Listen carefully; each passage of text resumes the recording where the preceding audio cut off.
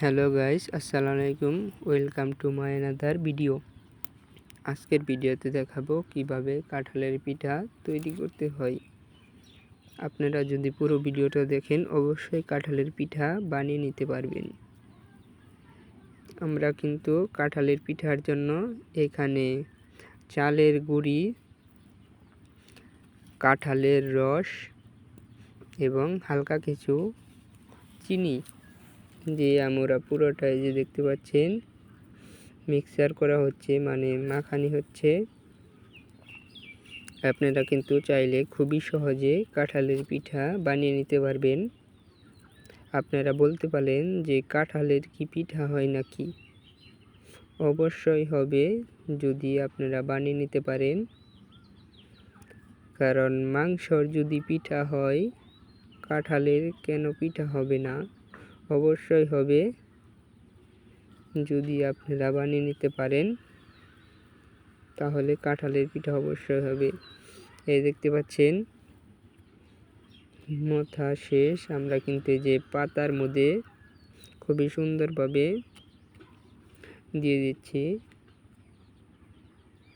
ভালোভাবে পাতার মধ্যে আপনারা বসিয়ে নেবেন।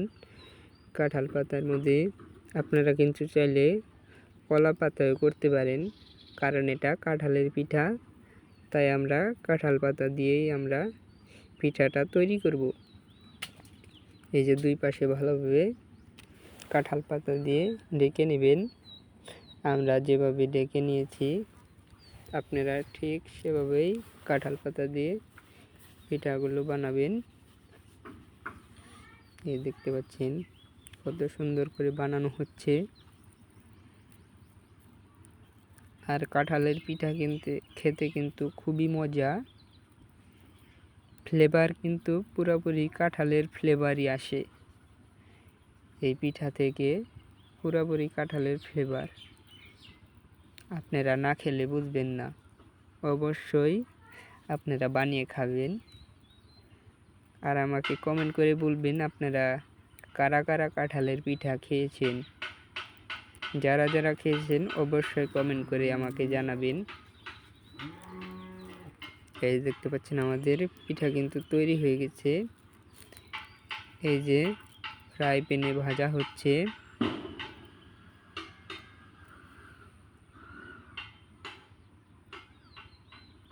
এতে কিন্তু কোনো তেল লাগে না। কাঁঠালের পিঠা বানাতে কোনো প্রকারের তেল লাগে না।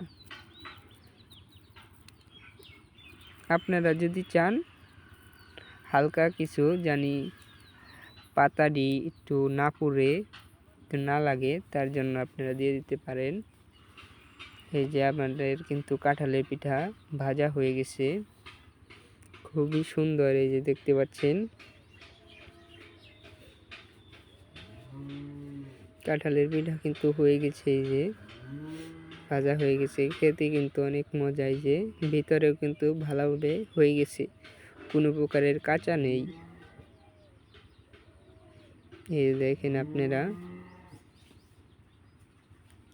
বাসায় বসে খুবই সহজে কাঁঠালের পিঠা বানিয়ে নিতে পারবেন।